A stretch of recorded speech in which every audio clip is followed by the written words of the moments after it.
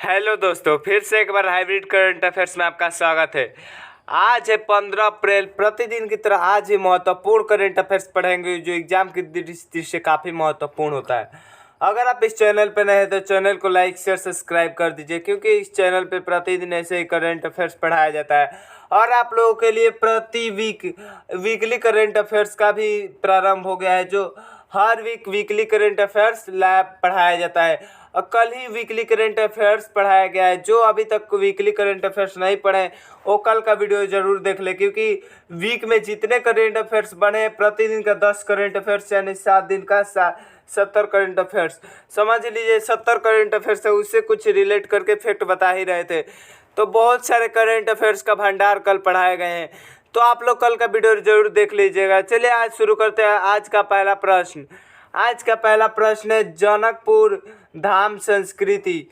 आज का पहला प्रश्न है जनकपुर धाम संस्कृति महोत्सव 2024 का आयोजन किस देश में किया गया है? ऑप्शन है बांग्लादेश, नेपाल, भूटान, श्रीलंका।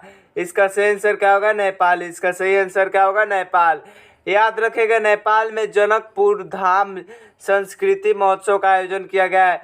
यह महोत्सव भारत के दूतावास द्वारा आयोजन किया गया है। यह महोत्सव भारत के जो दूतावास उनके द्वारा ये महोत्सव उद्घाटन किया गया है, आयोजन किया गया है। याद रखिएगा, यह मतलब महोत्सव का आयोजन करने का मतलब प्रमुख कारण है भारत और नेपाल के संस्कृति के संबंध भारत और नेपाल के संस्कृति को मजबूत बनाना। भारत और नेपाल के संस्कृति संबंध को मजबूत बनाना। याद रखिएगा, यह महोत्सव का दूसरा संस्करण है। 2023 में इसका पहला संस्करण हुआ था। याद रखिएगा। अगला प्रश्न है डस्टिल। संयुक्त सैन्य अभ्यास डस्टिलिक संयुक्त सैन्य अभ्यास भारत और किस देश के बीच हुआ है? डस्टिलिक संयुक्त सैन्य अभ्यास भारत और किस देश के बीच हुआ है? तो ऑप्शन है कजाकिस्तान, उज्बेकिस्तान, अमेरिका, जापान। तो इसका सही आंसर क्या होगा? उज्बेकिस्तान। याद रखिएगा, यह अभ्यास संयुक्त अभ्यास का 5वां संस्करण है। कौन सा? यह 5वां संस्करण है। यह इसका आयोजन भी उज्बेकिस्तान में ही हो रहा है। उज्बेकिस्तान में। याद रखिएगा, कहाँ हो रहा है? उज्बेकिस्तान में ही हो रहा है। याद रखिएगा, एक बार भारत में होता है, एक बार उज्बेकिस्तान में होता है। याद रखिएगा। और 2019 में इसका पहला संस्करण हुआ था,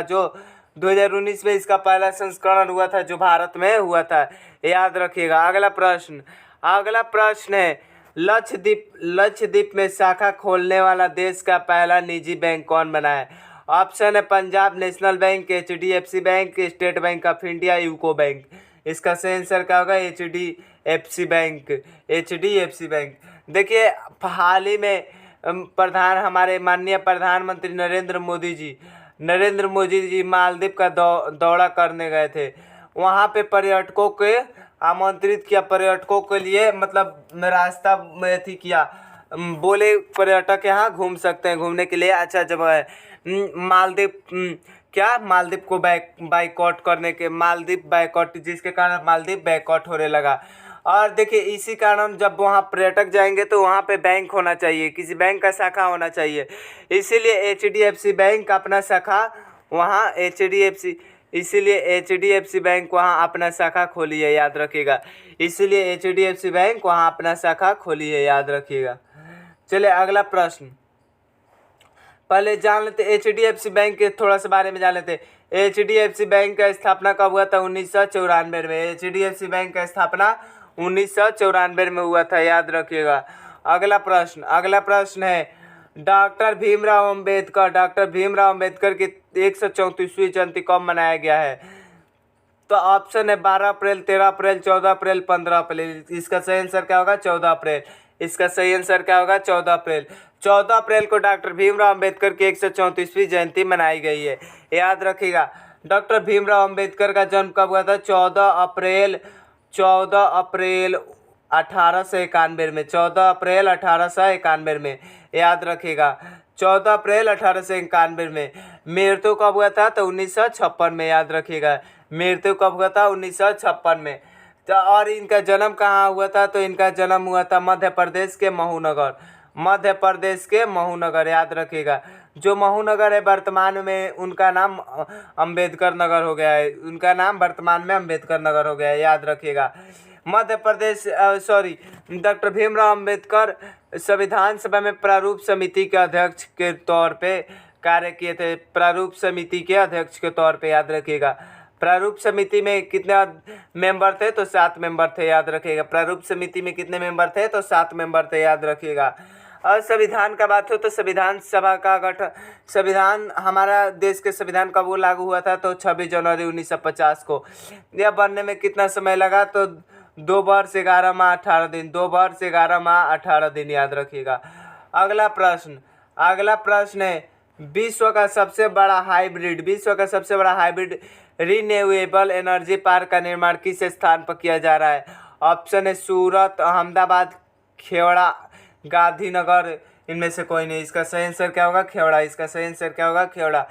खेवड़ा ये गुजरात राज्य में स्थित है, गुजरात राज्य में कच्छ जिले में। कहाँ? कच्छ जिले में, याद रखिएगा। गुजरात राज्य के कच्छ जिले में खेवड़ा जहाँ जगह है वहाँ पे सबसे बड़ा हाइब्रिड रिन्यूएबल एनर्जी पार्क का निर्माण किया जा रहा है। इसमें देखिए अडानी ग्रुप ने 1.5 लाख करोड़ का निवेश किया है करेगा। अगला प्रश्न है अंतरिक्ष की यात्रा करने वाला पहले भारतीय पर्यटक कौन बने हैं? अंतरिक्ष की यात्रा करने वाले पहले भारतीय पर्यटक कौन बने? तो ऑप्शन है राकेश मोहन, संजय नायर, अतुल मेहरा, गोपी थोटाकुरा। तो इसका सही आंसर क्या होगा? गोपी थोटाकुरा, याद रखिएगा। इसका सही आंसर क्या होगा? गोपी थोटाकुरा। यह राकेश शर्मा के बाद दूसरे व्यक्ति बन जाएंगे, याद रखिएगा। जो अमेजॉन के मालिक है जेफ बेजोस, उनके द्वारा एक मिशन भेजा जा रहा है, उसी के थ्रू ये जा रहे हैं। जो भारत के पर्यटक, भारत के निवासी है, याद रखिएगा। और यह अंतरिक्ष में जाएंगे फिर वापस लौट कर आ जाएंगे। अंतरिक्ष में जाएंगे तो वहाँ छोड़कर तो नहीं ना आ सकते, इसीलिए यह स्पेस एरोक्राफ्ट से जाएंगे, याद रखिएगा। अगला प्रश्न है अंगारा A5 रॉकेट का सफल परीक्षण किस देश ने किया है? अंगारा A5 रॉकेट का सफल परीक्षण किस देश ने किया है? तो ऑप्शन है रूस, यूक्रेन, अमेरिका, भारत। इसका सही आंसर क्या होगा? इसका सही आंसर होगा रूस। इसका सही आंसर क्या होगा? रूस, याद रखिएगा। परीक्षा में प्रश्न ऐसे भी आ सकता है कि अंगारा A5 रॉकेट किस देश के द्वारा बनाया गया है? चाहे अंगारा A5 रॉकेट का संबंध किस देश से है? अंगारा A5 रॉकेट का संबंध किस देश से? तो इसका सही आंसर क्या होगा? रूस, याद रखिएगा। रूस का अंगारा A5 रॉकेट का संबंध है, याद रखिएगा। अगला प्रश्न है क्रिकेट की सीनियर महिला inter zonal multi day trophy 2023-24 का खिताब किस टीम ने जीता है? तो इसका सही आंसर ऑप्शन होगा पश्चिमी क्षेत्र, उत्तरी क्षेत्र, पूर्वी क्षेत्र, दक्षिणी क्षेत्र। इसका सही आंसर क्या होगा? पूर्वी क्षेत्र, याद रखिए। क्रिकेट जो सीनियर महिला जो inter zonal multi day trophy का आयोजन हुआ था वह महाराष्ट्र में हुआ था, जिसमें पूर्वी क्षेत्र ने खिताब जीता है। वह दक्षिणी क्षेत्र को हराकर, याद रखिएगा, दक्षिणी क्षेत्र को हराकर। पूर्वी क्षेत्र के कैप्टन कौन है? दीप्ति शर्मा। पूर्वी क्षेत्र के कैप्टन दीप्ति शर्मा, याद रखिएगा। अगला प्रश्न है भारत सरकार द्वारा 2024-25 के लिए कोयला उत्पादन का लक्ष्य कितना उत्पादन किया गया है? भारत सरकार द्वारा 2024-25 के लिए कोयला उत्पादन लक्ष्य कितना उत्पादन किया गया है? टाइपिंग मिस्टेक है, तो देखिए पढ़कर सही सुना दे रहे हैं। भारत सरकार द्वारा 2024-25 के लिए कोयला उत्पादन लक्ष्य कितना रखा गया है? 2024-25 में कोयला उत्पादन का लक्ष्य कितना रखा गया है? देखिए अभी आगे बढ़ने से पहले बता दें कि अभी चैनल को लाइक शेयर सब्सक्राइब नहीं किए तो आपसे हम्बली रिक्वेस्ट है कि चैनल को लाइक शेयर सब्सक्राइब कर दीजिए और अपने इस परिवार से जुड़े रहिए, ताकि इससे काफ़ी महत्व आप लोग को बेनिफिट देखने को मिलेगा। आप लोग को अभी नहीं समझ में आएगा, जब एग्ज़ाम में बैठेंगे ना, अगर कुछ करंट अफेयर्स पढ़े रहेंगे तो देखिएगा, अगर ना छपे ना तो बोलना, एकदम छपा हूबहू मिलेगा आप लोगों के लिए। तो भारत सरकार 2024-25 के लिए कोयला उत्पादन का लक्ष्य कितना रखा गया है? तो ऑप्शन है, अब बता दें, वर्तमान 2023-24 में कोयला उत्पादन का कितना कोयला उत्पादन हुआ है? तो 107 मिलियन टन, 107 मिलियन टन। तो 2024-25 में लक्ष्य कितना रखा गया है? तो ऑप्शन है 470 million, 270 million ton, 370 million ton, 170 million ton. इसका सही आंसर क्या होगा? 170 मिलियन टन। इसका सही आंसर क्या होगा? 170 मिलियन टन।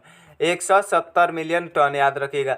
आप लोगों को एग्जाम में आंकड़ा से रिलेटेड काफ़ी प्रश्न पूछा जाता है, इसीलिए आप लोगों को आंकड़ा से रिलेटेड भी प्रश्न, जिस तरह का प्रश्न पूछेगा उस तरह का हम आप लोग के लिए प्रश्न लाएंगे, उसमें चिंता का कोई विषय नहीं है। तो चलिए मिलते हैं अगले वीडियो में, तब तक के लिए धन्यवाद। जय हिंद दोस्त।